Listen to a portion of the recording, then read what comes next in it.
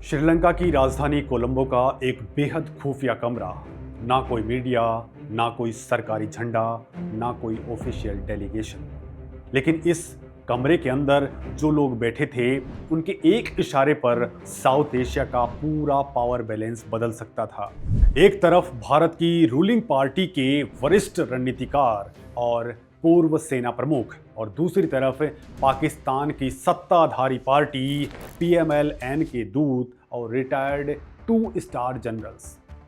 दोनों बिल्कुल आमने सामने। कोई सोच नहीं सकता कि जिस पाकिस्तान से भारत ने हर तरह से कूटनीतिक रिश्ते लगभग तोड़ रखे हैं, जिसके लिए टेरर एंड टॉक्स का दरवाज़ा हमेशा के लिए बंद कर दिया गया था, उसी पाकिस्तान के स्टेब्लिशमेंट के साथ में भारत एक सीक्रेट मीटिंग कर रहा था। लेकिन दोस्तों, यहाँ सवाल पैदा होता है कि आखिर क्यों? जब भारत का ऑफिशियल स्टैंड इतना ज़्यादा सख्त है, तो बैक चैनल ये खुफिया खिचड़ी क्यों पक रही थी? क्या भारत कोई बड़ा मास्टर स्ट्रोक चलने वाला है, या फिर इसके पीछे एक ऐसा खतरनाक जियोपॉलिटिकल ट्रैप बिछाया जा रहा है जिसके अंदर पाकिस्तान पूरी तरह से फंस चुका है?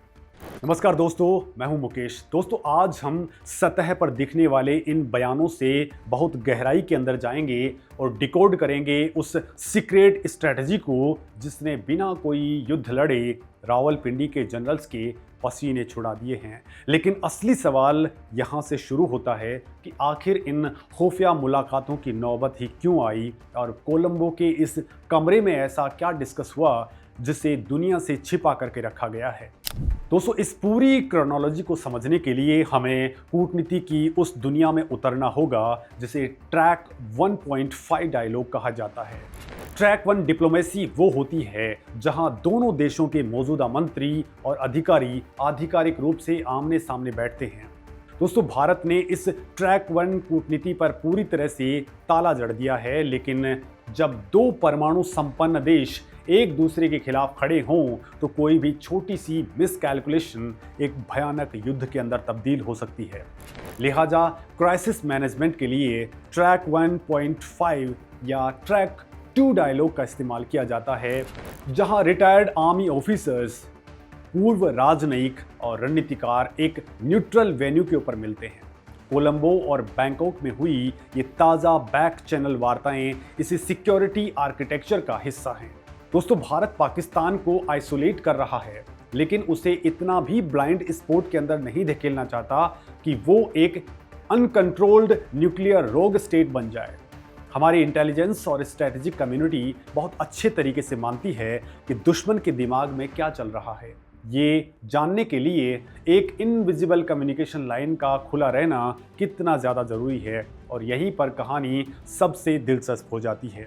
अगर हम थोड़ा पीछे जाएं और मई 2025 के घटनाक्रमों को देखें, तो कश्मीर के पहलगाम में हुए उस भयंकर आतंकी हमले के बाद में भारत का रुख अभूतपूर्व रूप से आक्रामक हो गया था। उस हमले के अंदर 26 निर्दोष पर्यटकों की जान चली गई।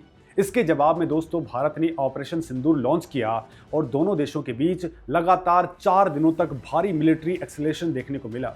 लेकिन भारत ने सिर्फ मिलिट्री लेवल पर ही जवाब नहीं दिया, बल्कि कूटनीति के लेवल का भी वो ब्रह्मास्त्र निकाल लिया, जिसकी गूंज आज तक इस्लामाबाद के सत्ता के गलियारों के अंदर खौफ पैदा कर रही है।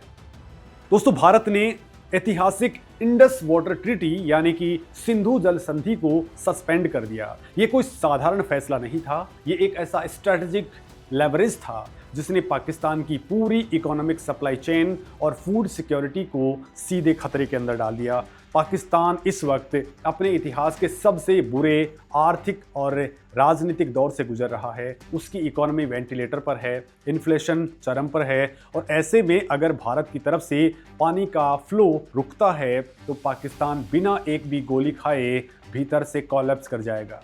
दोस्तों, अब ध्यान से समझिए, क्योंकि यहीं पर पूरा गेम बदल जाता है। पाकिस्तान के सुप्रीम कोर्ट के वकील और पूर्व कानून मंत्री अहमर बिलाल सूफी ने एक ऐसा लीगल दावा किया है जिसने पाकिस्तान के भीतर एक नया नैरेटिव सेट कर दिया है। अंतर्राष्ट्रीय कानून के मुताबिक 1949 के जिनेवा कन्वेंशन के एडिशनल प्रोटोकॉल 1 के तहत युद्ध के समय में डैम या बांधों को सैन्य हमलों से एक इंटरनेशनल लीगल कम्युनिटी या सुरक्षा मिलती है। इसका मतलब ये है कि कोई भी देश युद्ध के दौरान दुश्मन के बांधों पर हमला नहीं कर सकता है, लेकिन अंतर्राष्ट्रीय कानूनों की इस किताब के अंदर एक बहुत बड़ा पैंच भी है, एक ऐसा लूप होल जिसे भारत बहुत ही स्मार्ट तरीके से अपने फेवर में इस्तेमाल कर रहा है। दोस्तों, कानून कहता है कि अगर किसी बांध का इस्तेमाल निचले इलाके वाले देश के खिलाफ सैन्य या रणनीतिक मकसद से किया जा रहा है तो वह बांध अपनी इंटरनेशनल लीगल कम्युनिटी खो देगा। दोस्तों, कानून कहता है कि अगर किसी बांध का इस्तेमाल निचले इलाके वाले देश के खिलाफ सैन्य या फिर रणनीतिक मकसद से किया जा रहा है तो वह बांध अपनी इंटरनेशनल लीगल इम्यूनिटी खो देगा। पाकिस्तान का रोना यहीं पर है। पाकिस्तानी एक्सपर्ट्स और जनरल्स का दावा है कि भारत ऑपरेशन सिंदूर के तहत चिनाब नदी के ऊपरी हिस्सों पर पाकलडुल, चीरू, क्वार और रातले जैसे जो बड़े हाइड्रो पावर प्रोजेक्ट्स बना रहा है वो सिर्फ बिजली प्रोड्यूस करने के लिए नहीं है। पाकिस्तान का नैरेटिव ये है कि भारत इन डैम्स को एक वेपन की तरह इस्तेमाल कर रहा है ताकि ज़रूरत पड़ने पर पाकिस्तान की खेती और पूरी खाद्य श्रृंखला को तबाह किया जा सके। पाकिस्तानी इस्टेब्लिशमेंट्स का मानना है कि चूंकि भारत ने इंडस वाटर ट्रीटी को सस्पेंड करके इन बांधों का निर्माण बहुत तेजी से कर दिया है, लिहाजा ये डैम एक आक्रामक सैन्य इरादे की निशानी है। जो बात सामने दिख रही है, असली खेल उससे कहीं ज़्यादा बड़ा है। पाकिस्तान भले ही दुनिया के सामने विक्टिम कार्ड खेल रहा हो, लेकिन असलियत ये है कि भारत अपने हिस्से के पानी का पूरा और लीगल इस्तेमाल करने के लिए अंतर्राष्ट्रीय कानूनों के दायरे में रह कर के ही काम कर रहा है। दोस्तों, भारत के जल संसाधन मंत्री का बयान कि आने वाले सालों के अंदर पानी की एक बूंद भी पाकिस्तान नहीं जाएगी, उनका महज एक राजनीतिक बयान नहीं था, बल्कि ये बहुत गहरा डिप्लोमेटिक सिग्नल भी था। पाकिस्तान की बौखलाहट का असली कारण ये है कि चिनाब नदी का पानी उसके पंजाब और सिंध प्रांत की लाइफलाइन है। अगर भारत ने पानी के फ्लो को अपने कंट्रोल में ले लिया तो पाकिस्तान की 60% से ज़्यादा खेती बर्बाद हो सकती है। वहाँ अन्न का अकाल पड़ सकता है, महंगाई आसमान छू सकती है और जनता सीधे सेना के खिलाफ सड़कों पर उतर सकती है। बिना अपनी सेना को बॉर्डर पार भेजे भारत पाकिस्तान की कमर तोड़ने की पूरी क्षमता हासिल कर चुका है और यही वो सबसे बड़ा प्रेशर पॉइंट है जिसने रावलपिंडी के अंदर बैठे जनरल्स की नींद उड़ा दी है। और दोस्तों, शायद यही वजह है कि वो हर न्यूट्रल वेन्यू के ऊपर, चाहे वो लंदन हो, मस्कत हो, दोहा हो या फिर कोलंबो और बैंकॉक, वहाँ भारत के साथ में सीक्रेट मीटिंग्स और बातचीत की अपील कर रहे हैं। अब दोस्तों, यहाँ पर कुछ सवाल भी क्रिएट होते हैं कि अगर भारत की पोजीशन इतनी ज़्यादा मजबूत है तो आरएसएस यानी कि राष्ट्रीय स्वयंसेवक संघ के नेता दत्तात्रेय होसबोले और सुनील आम्बेकर के हालिया बयानों का क्या मतलब निकलता है। इसी साल दोस्तों मई महीने के अंदर होसबोले ने कहा कि भारत को कूटनीतिक, व्यापार, वीजा और लोगों के संपर्क के दरवाजे कभी बंद नहीं करने चाहिए। उन्होंने पुलवामा और पहलगाम जैसी गंभीर आतंकी हमलों को महज पिन फ्रीक यानी कि सुई चुभने जैसी छोटी घटना तक कहा है। दोस्तों, सतह पर देखने पर यह बयान भारत सरकार के सख्त ऑफिशियल रुख के बिल्कुल उलट हैं। इससे देश के भीतर एक राजनीतिक बहस भी छिड़ गई कि जब सरकार पाकिस्तान से बात नहीं करना चाहती तो आरएसएस नरम क्यों हो रहा है। दोस्तों, जियोपॉलिटिक्स में इसे good cop bad cop strategy कहा जाता है। विदेश मंत्रालय और भारत सरकार एक बैड कॉप की भूमिका में हैं, जिनका रुख बेहद सख्त है। उनका स्पष्ट संदेश है कि आतंक और बातचीत एक साथ नहीं चल सकती हैं। सरकार ने जानबूझ करके जल संधि को निलंबित कर रखा है ताकि पाकिस्तान पर मैक्सिमम प्रेशर बना रहे। वहीं दूसरी तरफ आरएसएस या बीजेपी की पार्टी अपने बयानों के जरिए एक कूटनीतिक सेफ्टी वॉल्व का काम कर रही है। दोस्तों, होसबोले के बयान का असली रणनीतिक मकसद भारत सरकार को भविष्य के लिए वो कूटनीतिक स्पेस प्रोवाइड करना है जिससे अगर कल को अमेरिका या फिर किसी ग्लोबल प्रेशर के कारण भारत को पाकिस्तान से कोई बैक चैनल नेगोशिएशन करनी पड़े तो देश के भीतर उसे सरकार की राजनीतिक कमजोरी ना माना जाए। ये दुनिया को दिखाने का एक तरीका है कि भारत बातचीत या सांस्कृतिक संबंधों के खिलाफ नहीं है, बल्कि भारत का विरोध सिर्फ स्टेट स्पॉन्सर्ड टेररिज्म के खिलाफ है। अब दोस्तों, इस पूरे नैरेटिव के अंदर एक और बड़ा ग्लोबल एंगल जुड़ गया है जिसे नज़रअंदाज करना बिल्कुल नहीं हो सकता है। दोस्तों, हाल ही के अंदर पाकिस्तान ने अमेरिका और ईरान के बीच युद्ध विराम के अंदर मध्यस्थता की है। इस एक कदम ने अचानक से ग्लोबल सिक्योरिटी आर्किटेक्चर के अंदर पाकिस्तान की कूटनीतिक पोजीशन को थोड़ा मजबूती प्रदान कर दी है और भारत की विदेश नीति बहुत ही कैलकुलेटेड एंड स्मार्ट है।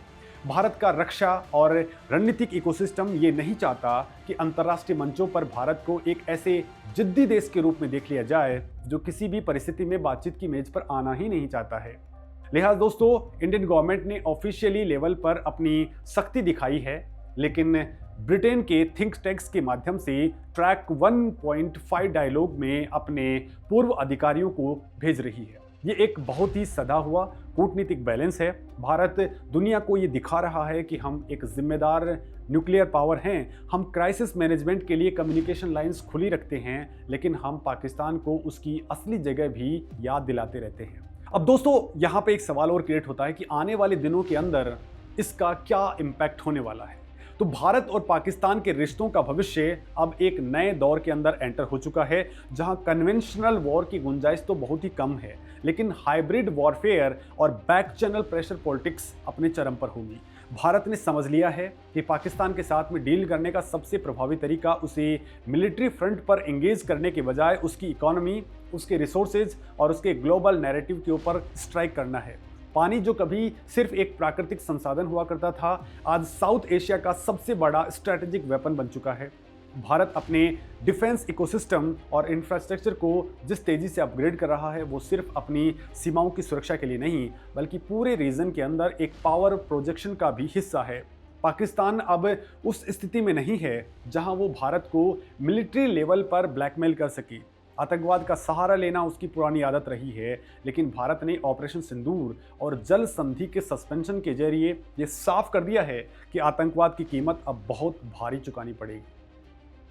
दोस्तों, ट्रैक 2 डायलॉग के अंदर पाकिस्तान बार बार पानी के मुद्दे को उठा रहा था, जो ये साबित करता है कि भारत का तीर बिल्कुल सही निशाने पर लगा है। पाकिस्तान की पूरी लीडरशिप, चाहे वो राजनीतिक हो, सैन्य हो, इस समय भयंकर डैमेज कंट्रोल के मोड में है। दोस्तों, कूटनीति कभी भी ब्लैक एंड व्हाइट नहीं होती है, ये हमेशा से ग्रे एरिया के अंदर काम करती है। एक तरफ जहां सीमा पर जवान पूरी मुस्तैदी से खड़े हैं, वहीं दूसरी तरफ खुफिया कमरों के अंदर रिटायर्ड जनरल्स और रणनीतिकार एक ही जगह पर अलग अलग दिमागी जंग लड़ रहे हैं। भारत ने पाकिस्तान को एक ऐसे जियोपॉलिटिकल चक्रव्यूह के अंदर फंसा दिया है जहां से उसके लिए बिना भारी नुकसान उठाए बाहर निकालना इम्पॉसिबल है। अब दोस्तों, आपको क्या लगता है, क्या भारत को पाकिस्तान पर परमानेंट प्रेशर बनाने के लिए सिंधु जल संधि को हमेशा के लिए सस्पेंड ही रखना चाहिए, या फिर इसे भविष्य के अंदर किसी बड़ी कूटनीतिक सौदेबाजी के लिए एक मास्टर स्ट्रोक की तरह इस्तेमाल करना चाहिए? अपना लॉजिकल एनालिसिस कमेंट में ज़रूर शेयर करें, क्योंकि असली डिबेट यहीं से शुरू होती है। नमस्कार दोस्तों।